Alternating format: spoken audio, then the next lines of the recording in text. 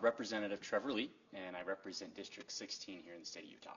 Got it. So you recently made a post about intending to rename Harvey Milk Boulevard to Charlie Kirk Boulevard. Why are you proposing this? I'm sure you all were aware of how big that memorial was this last week that we had. Well, it was Sunday, the start of this week. Larger than MLK, larger than former presidents who had also been assassinated. In fact, one of the largest in the world that we've ever seen.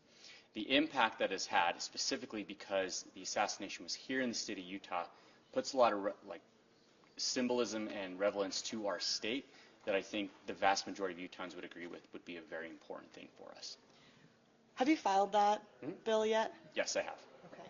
Why did you decide to want to rename a street in Salt Lake City as opposed to somewhere in your district or perhaps even in Orem? Yeah, that was a really easy one. Because that had already been renamed to someone who has no relevance to Utah whatsoever, it makes it a really easy street just to go and say, hey, this could be one for Charlie Kirk Boulevard. Okay, and you sort of answered my next question, but there are thousands of streets in Salt Lake City. If you had to choose one, can I ask you again why you chose Harvey Milk Boulevard as the one that you'd like to see renamed? Yeah, that was one that was formally changed, and the vast majority of Utahns didn't agree with that name change. This now puts it much more into relevance with what the majority of Utahns would like. Got it. I'm sure you know this is somewhat of a divisive topic just based on the comments I saw on your post. One of the top ones that I saw said that, and I just want to make sure I'm not misquoting, that this is manufacturing conflict. What would you have to say to that? No, not at all. In fact, see, this is what I believe is one of the issues we have is when conservatives speak truth, when we like to put our points of views out there, we apparently get assassinated for it because that's what Charlie Kirk did. And so if someone is going to be upset because we're trying to name a street after an icon, someone who was very instrumental in wanting dialogue and civil debate, not violence, I think that's a problem for the side who's upset about that. To your understanding, does the state legislature have the jurisdiction to change names of streets in cities? Yeah, 100%. Okay. Let me just see here. Because Harvey Milk is known as a LGBTQ plus, someone that was a proponent of their rights and that sort of thing, what sort of message do you feel that this sends to the LGBTQ community in Salt Lake City?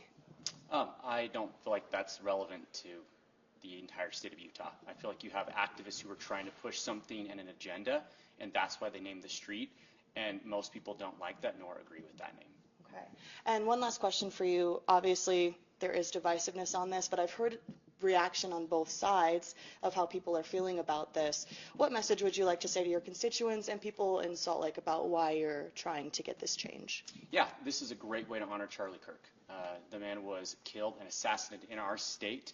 I, once again, would believe that the majority of my constituents and Utahns agree with Charlie. We're heartbroken by this.